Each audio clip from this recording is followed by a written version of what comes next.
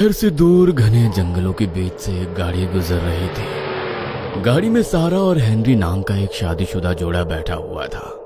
Henry, तुम क्या मुझे आज जंगल सफारी पर लेकर आए हो, जो ऐसे खतरनाक जंगल में गाड़ी बढ़ा ली? अच्छे खासे हाईवे से जा रहे थे हम लोग। अरे नहीं, ये जंगल सफारी नहीं, शॉर्टकट है। अभी मेन रोड से जाते ना तो मैसूर पहुंचते पहुंचते 4 घंटे लग जाते। मैप पर पूरा रोड हैवी ट्रैफिक शो कर रहा है। सारा अपने चारों ओर फैले जंगल को देख थोड़ी घबराई हुई थी। वही हेनरी तेज स्पीड में गाड़ी भगाकर जल्दी से जल्दी ये जंगल पार कर लेना चाहता था। अचानक उनकी गाड़ी हिचकोले खाने लगती है और देखते ही देखते बंद पड़ जाती है। हेनरी, ये क्या हो रहा है हमारी गाड़ी को? प्लीज ये मत कहना कि गाड़ी खराब हो गई है। गाड़ी में पेट्रोल तो है ना? ऑफ कोर्स सारा, पेट्रोल फुल है, लेकिन मुझे भी समझ में नहीं आ रहा कि गाड़ी को अचानक से हुआ क्या है। प्लीज अब तुम गाड़ी से बाहर मत निकलना। एक तो रात का समय, ऊपर से यहाँ दूर दूर तक कोई नजर नहीं आ रहा, कोई गाड़ी तक नहीं गुजर रही है सड़क से। मैं तुम्हें इस जंगल में गाड़ी से बाहर नहीं निकलने दूंगी। कम ऑन सारा, ऐसे डरोगी तो कैसे काम चलेगा? और भूलो मत, जानवर इंसान से ज्यादा खतरनाक नहीं होते। एक बार चेक तो करना ही पड़ेगा कि आखिर गाड़ी को हुआ क्या है। हेनरी गाड़ी से उतरता है और गाड़ी का बोनट खोलकर चेक करने लगता है। ओह माय गॉड, इसमें से तो धुआं निकल रहा है। अब क्या करें? मुझे नहीं लग रहा कि अब ये गाड़ी चलने वाली है। देखो, इतनी रात को इस जंगल में मुझे पहले ही डर लग रहा है। जंगली जानवरों की आवाज सुनाई दे रही है तुम्हें? अगर उन्हें पता लग गया ना इस घने जंगल में हमारे जैसे 2 शिकार घूम रहे हैं, तो वो डिनर करने के लिए इधर ही आ जाएंगे। तुम चुपचाप आकर गाड़ी में बैठो। हम गाड़ी के अंदर बैठकर ही मदद मिलने तक इंतजार करेंगे। कुछ देर गाड़ी में बैठने के बाद हेनरी, बंद गाड़ी के अंदर बहुत सफोकेशन हो रही है, क्या करें? देखो, यहाँ सड़क बनी हुई है, इसका मतलब गाड़ियाँ यहाँ से गुजरती जरूर होंगी। हो सकता है आसपास कोई होटल या सराय भी हो। चलो एक बार हिम्मत करके रात बिताने के लिए कोई मदद मांगते हैं। यहाँ गाड़ी में बैठना सेफ नहीं है।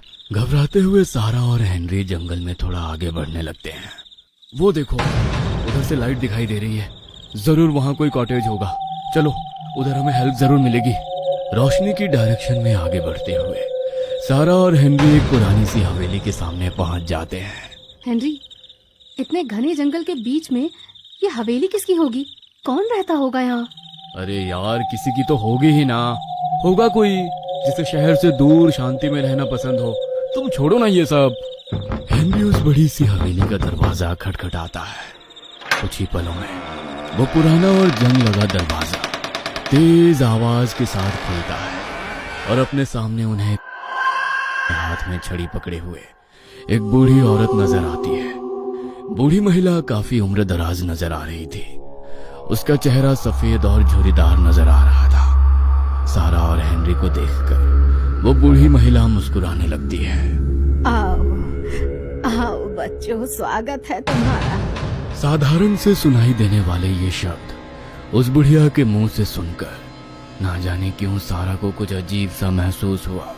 अब हम लोग यहीं जंगल वाली सड़क से गुजर रहे थे, अचानक हमारी मुझे पता है तुम्हारी गाड़ी खराब हो गई है। तुम्हें रात बिताने के लिए जगह चाहिए, इसीलिए मेरे बंगले में चले आए, यही ना? अरे भाई, ऐसे आंखें फाड़कर हैरानी से क्या देख रहे हो? अब इस सुनसान जंगल में पिकनिक मनाने तो कोई आता नहीं। गाड़ी ही खराब हुई होगी, इसीलिए आए होंगे। चलो अब ज्यादा सोचो मत, आओ मेरे साथ। बूढ़ी उन्हें लेकर बड़े से बंगले के गलियारे से गुजरने लगती है। हेनरी, तुम्हें ये सब कुछ अजीब नहीं लग रहा? इस सुनसान जंगल में अचानक से हमें ये बंगला मिल गया, और फिर इन्होंने हमें बिना कुछ भी पूछे अपने घर में रुकने की परमिशन भी दे दी। सारा, तुम क्यों सब कुछ कॉम्प्लिकेटेड करने पर तुली हुई हो? अरे आज रात की बात है, माना कि ये थोड़ी अजीब है, लेकिन अब घने जंगल के बीच में 5 स्टार होटल की फैसिलिटी तो नहीं मिलेगी ना। इस बंगले में रहेंगे तो कम से कम जंगली जानवरों का खतरा तो नहीं रहेगा। अब आपका बंगला तो बहुत बड़ा है और बहुत पुराना भी नजर आता है। इतने बड़े बंगले में आप अकेली रहती हैं? आपकी फैमिली में और कौन कौन है? अकेली? अकेली नहीं हूँ मैं। थोड़ी देर में पता चल जाएगा तुम्हें कि यहाँ और कौन कौन रहता है। इतनी भी क्या जल्दी है। आप हमें हमारा रूम दिखा दीजिए प्लीज। काफी रात हो गई है और सुबह हमें जल्दी ही निकलना होगा। हाँ हाँ, क्यों नहीं। ये लो, यही है तुम्हारा कमरा। कमरे में पहुंचकर सारा और हेनरी की थोड़ी सांस में सांस आ गई थी।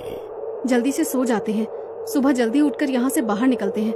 मुझे ये जगह कुछ ठीक नहीं लग रही। ये बुढ़ी कुछ ज्यादा ही मिस्टीरियस नहीं लगी तुम्हें? बात कम करती है और डराती ज्यादा है। अरे छोड़ो ना उनको, तुम चेक करो तुम्हारे मोबाइल में नेटवर्क आया क्या। पता नहीं ऐसा क्या है यहाँ कि मोबाइल में नेटवर्क ही नहीं है। पता नहीं क्या हो रहा है हमारे साथ।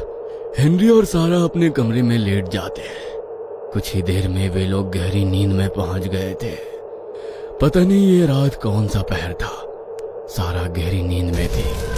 नींद में ही उसने महसूस किया कि जैसे उसे 3 लोगों ने घेर रखा है और वे कुछ अजीबोगरीब से मंत्र पढ़कर उसके ऊपर कुछ झलक रहे हैं। सारा घबरा कर उठ बैठती है तो खुद को एक अनजान से कमरे में पाती है। हेनरी, कहाँ हो तुम? ये तो वो कमरा नहीं है जहाँ हम सोए थे। ये मैं कहाँ आ गई हेनरी? प्लीज हेनरी, जल्दी आओ। मुझे बहुत अजीब सी फीलिंग्स आ रही है। हेनरी। सारा कमरे में दौड़ते हुए बाहर निकलने के लिए दरवाजा ढूंढ रही थी। सारा जिस कमरे में फंसी हुई थी वहां दीवार में हर तरफ दरवाजे ही दरवाजे लगे थे, लेकिन जैसे ही वो उन दरवाजों को खोलती सामने एक दीवार दिखाई देती। किसी दरवाजे से निकलकर वो वापस पहले वाले दरवाजे के सामने आ जाती।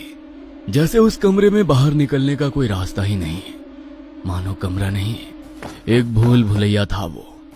सारा एक दरवाजे से निकलती, इधर उधर दौड़ती और फिर वापस उसी जगह पहुंच जाती। सारा का डर से हाल बेहाल हो रहा था। अचानक ही उसे कमरे से किसी के रोने की आवाज सुनाई देने लगती है। कौन है वहाँ? मैं पूछती हूँ, कौन है? कौन रो रहा है यहाँ पर? सामने आओ। सारा को इतना कहते ही रोने की आवाज और तेज हो जाती है। कौन हो तुम? मुझे दिखाई क्यों नहीं देती? कुछ तो है यहाँ। मैंने कहा था हेनरी से मुझे ये घर कुछ ठीक नहीं लग रहा, लेकिन हेनरी ने मेरी बात नहीं मानी। पता नहीं वो किस हाल में होगा। हेनरी, तुम कहाँ हो हेनरी? सारा कमरे से बाहर निकलने का रास्ता ढूंढ रही थी।